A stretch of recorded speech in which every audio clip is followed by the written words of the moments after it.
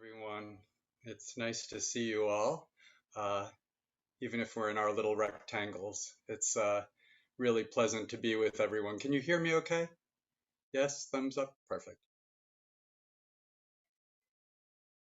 So I'm sitting with you all tonight here in New Paltz, New York. It's just about 90 minutes north of the city on the west side of the Hudson.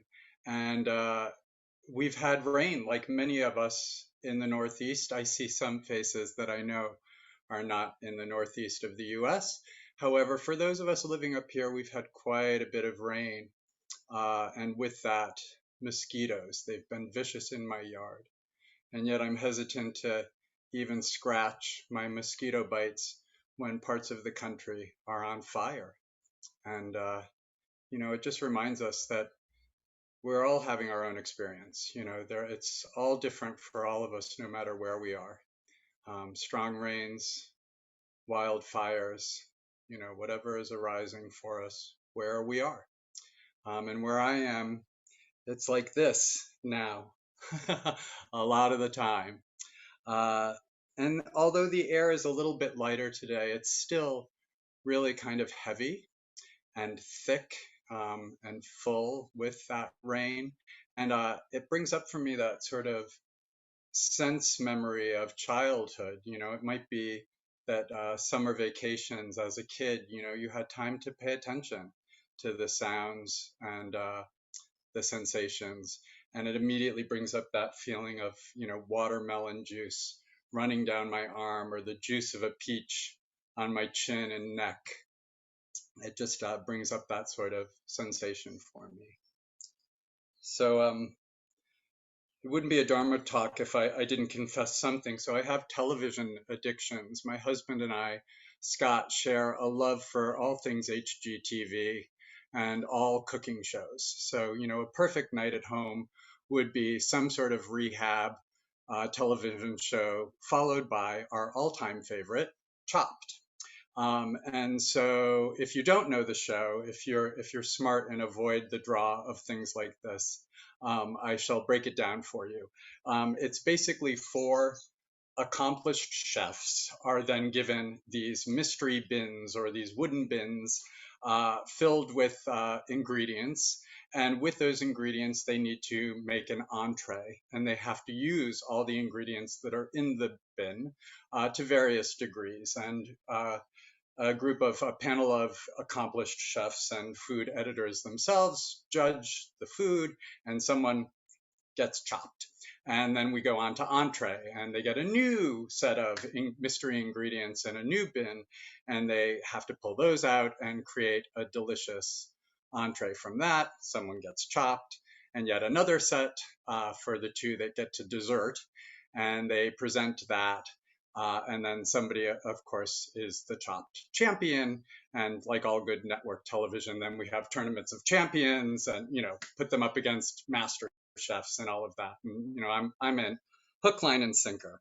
Of course, they're, allowed to use a pantry full of ingredients. There's a Dina DeLuca, if you will, just off to their right. And then there's like a William Sonoma to their left with every cooking implement you could ever desire. And they can sous vide and,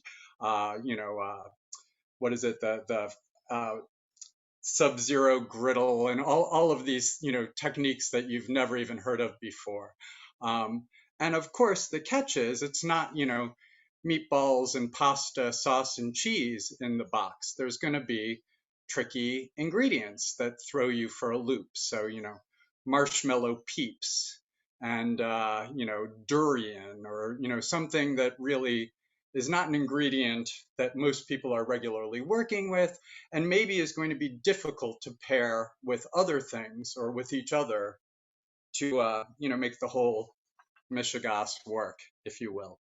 So what we love about the show, or what I love about the show, I think my husband shares this joy too, is the brilliance of these chefs, to work with seemingly disparate ingredients, things that, should not go together in any way, shape, or form, and yet figure out some way of using the ingredients to, various, degrees, more or less, to create something new, and as they often say in Chopped, to elevate and transform the ingredients.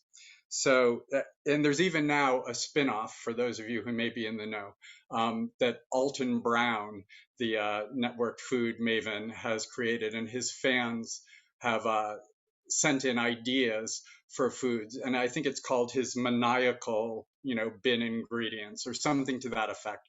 So it includes something shiokara, which is salted fermented fish guts, and canned haggis. So the ingredients are particularly noxious and impossible to work with.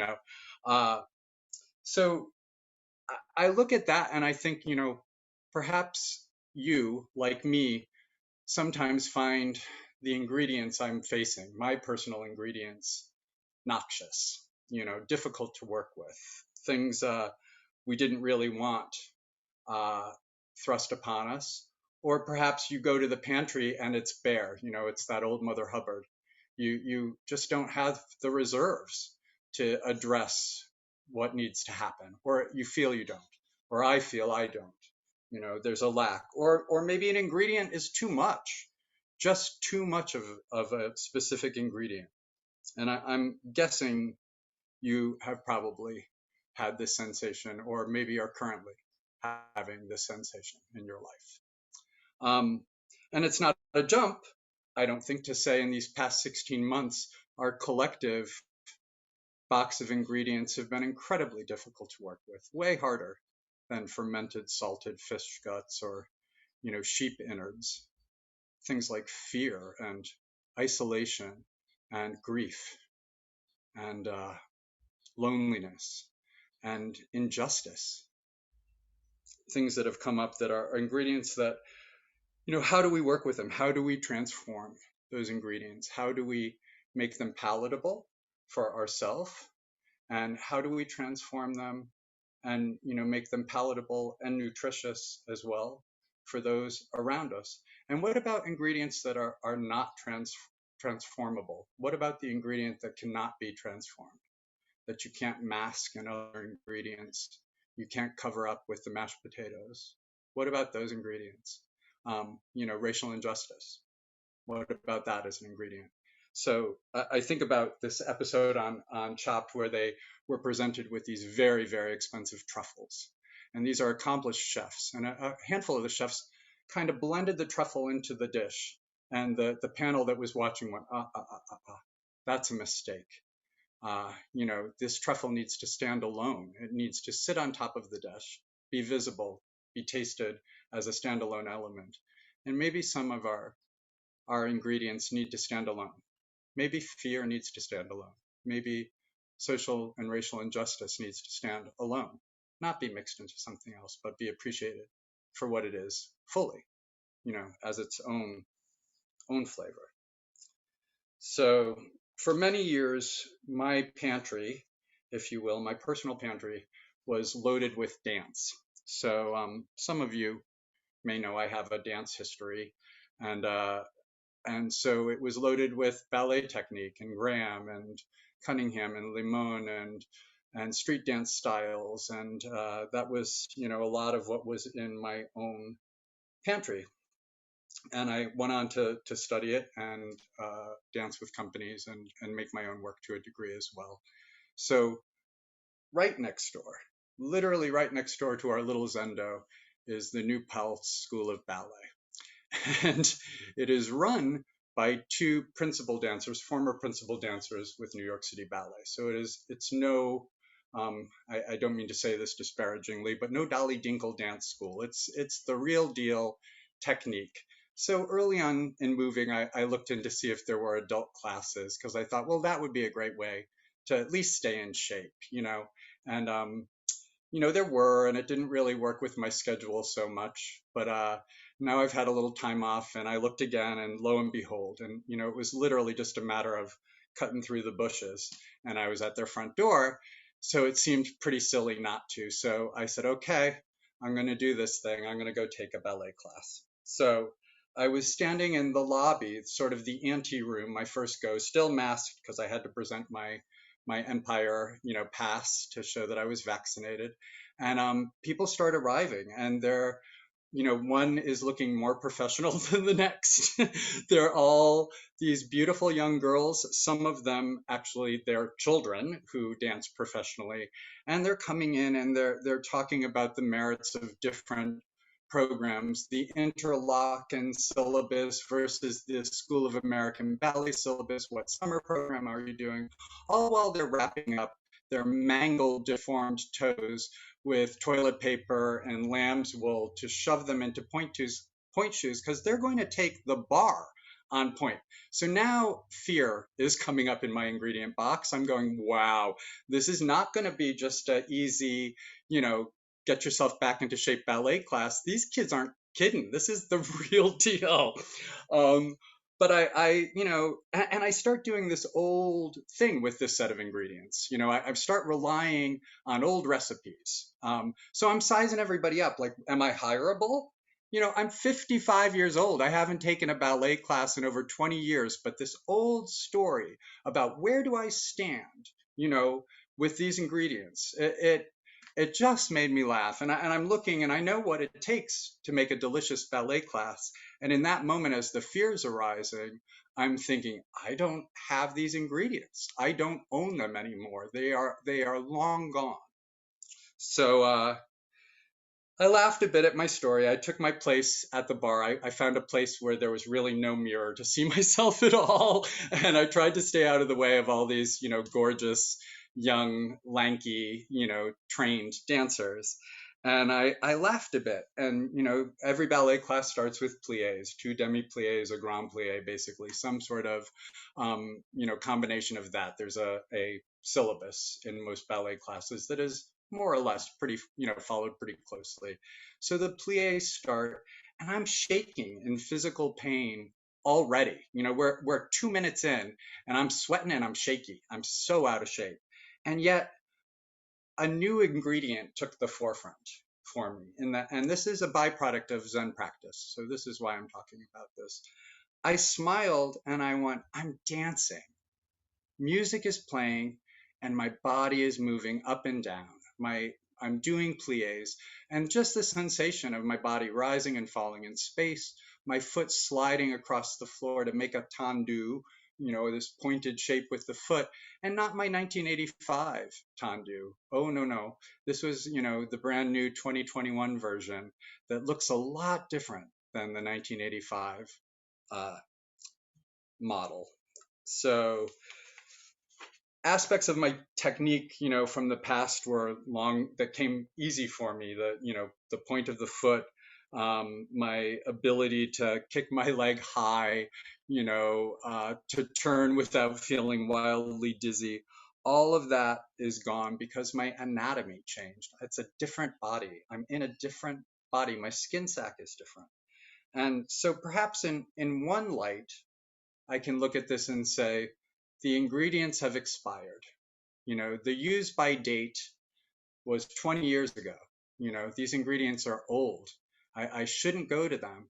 But in another light, maybe they're a fine cheese or an incredible wine that is fermented or aged a bit. It probably smells a little, but it just changed my focus a bit in the class. So in Zen, we talk about creating a mind of not knowing. We speak about, having a mind of not knowing, and that's to say we don't have fixed ideas. And in dance, there needs to be knowing. You need to know exactly where the pinky toe is in relation to the patella when you make passe, when you pull your leg up and your toe is against the inside of your knee. You need to know exactly where that shape is so that when you need to recreate that shape for myriad things that happen in ballet, your body takes that shape immediately without any idea of, I am making passe, I am creating this shape. It just does it. And I think that's a little bit what Zen practice is for us as well. I think some of us, and I see some new faces here. And so I'm sorry, I'm Jo An, by the way. If I didn't introduce myself, I probably didn't. But in Zen practice, we practice a form that can be seen by some as very constrained, very sort of tight. but it's a form that I think really exists so that we can be free within it, so that we can move within it. And I would liken that to ballet training in that sense. We bow a certain way. We bow to our cushion, we bow out, we hold our sutra book in a certain way, our bowls in a certain way, our hands in a certain way. We breathe. Just the awareness of our breath is a form that we take that brings us back again and again and again. And, I think when we first, as Zen students, come to practice, we can get caught up in an idea of executing the form correctly, looking good maybe. And in that sense, we're putting the form on from the outside, sort of an exoskeletal approach. And then as we practice a little bit, we recognize that the form is actually supporting us. And we bring that form in and embody it, and it becomes more endoskeletal. It's there that we can sit upright in our posture and actually look right into our bin and see what our, mystery ingredients are, and start to actually work with them, take them out and give them each a taste, stand alone, see what they are and really experience them. So like you or like me, you probably came to practice hungry, hungry for some sense of clarity or ease.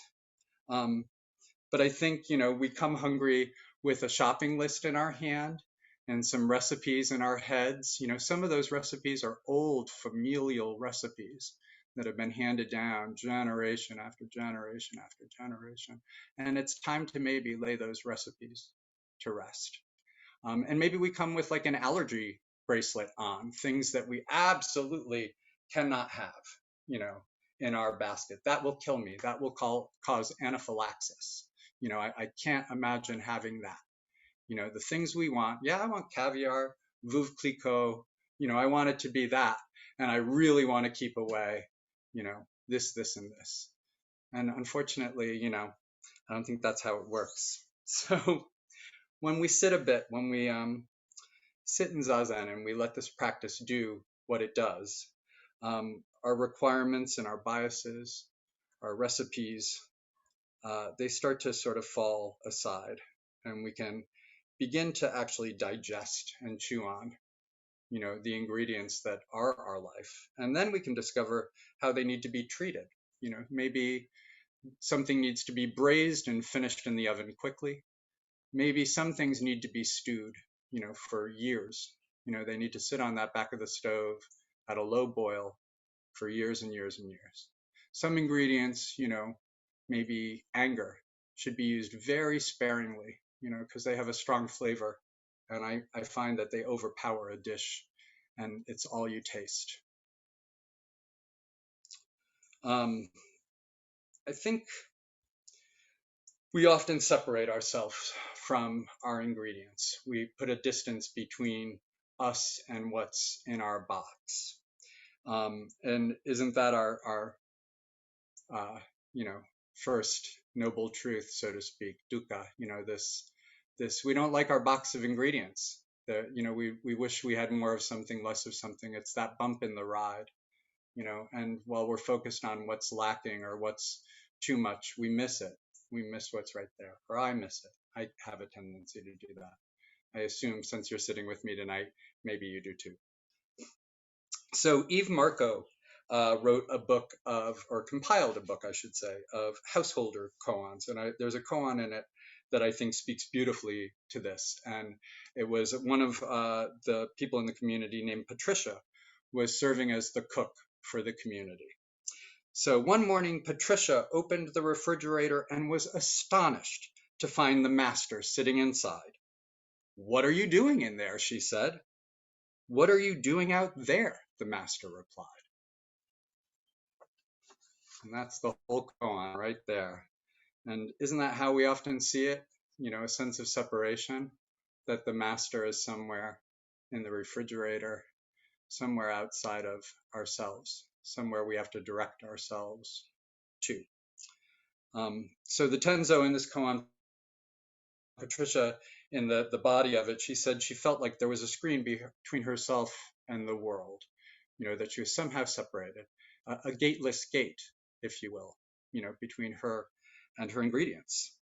And I think of Dogen, and I've shared this before, who used the two characters for enlightenment and for practice and kind of mashed them up, because he saw no separation between those two things. There is no enlightenment outside of this. This is it. We are here. You're experiencing it. Your practice and your enlightenment are not separate. So I look out the window, into my current box, bin of mystery items, and who's looking at who? Who's seeing? Who's seeing what? Buddha nature pervades the whole universe. How is there any ingredient that is too much? How is there any ingredient that's lacking? How is there any ingredient, salted fermented fish guts, that could throw you for a loop? So there's a more traditional koan, and I'm going to give that as well. So everyday Master Zhuigam Shigen, this is in the Mumonkan. It's found in the Gateless Gate fairly early on, in 10th or so koan. Everyday Master Zhuigam Shigen used to call to himself, "O Master," and would answer himself, "Yes." "Are you awake?" he would ask, and he would answer, "Yes, I am." "Never be deceived by others. Any day, any time." "No, I will not," he replied. So there's total clarity in that. There's nothing opaque about it. Ingredient and chef. No separation between the two. So who's the master he's calling to? Is it Buddha nature? Is it the man of no rank? Is it enlightenment? All ingredients are equally welcomed. The mystery basket disappears. No inside, no outside, no sour, no sweet. And I believe, it's really from that place that we can most skillfully cook our own lives. We can recognize when to leave an ingredient out. We can recognize when maybe to hide an ingredient in other ingredients, and when to let a difficult ingredient, a hard to work with ingredient, just stand alone and let it speak for itself. Let its flavor be appreciated just for what it is. Like in chopped, I think we have to work with all the ingredients. We're not allowed to not use them all,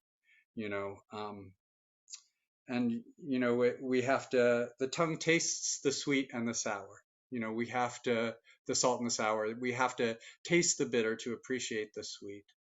It's just the way it is, and it doesn't mean it's easy. It doesn't mean it's easy, but I think that's our task, is to really look at our box of ingredients and appreciate them. So I found a poem by Li Young Lee, American poet, whose family life and his box of ingredients was quite difficult. He had to leave Indonesia. His family was fleeing China to Indonesia, and then racial tensions in Indonesia. As being Chinese, he had to leave there. And finally, they found their way to America. And he wrote this poem, and I'm going to share it with you. From Blossom comes this brown paper bag of peaches. We bought from the boy at the bend in the road where we turned, signs painted peaches. From laden boughs, from hands, from sweet fellowship in the bins, comes nectar at the roadside. Succulent peaches we devour, dusty skin and all. Comes the familiar dust of summer, dust we eat. Oh, to take what we love inside, to carry within us an orchard, to eat not only the skin, but the shade, not only the sugar, but the days, to hold the fruit in our hands, adore it, then bite into it, the round jubilance of peach. There are days we live as if death were nowhere in the background. From joy to joy to joy, from wing to wing, from blossom to impossible blossom, to sweet, impossible blossom.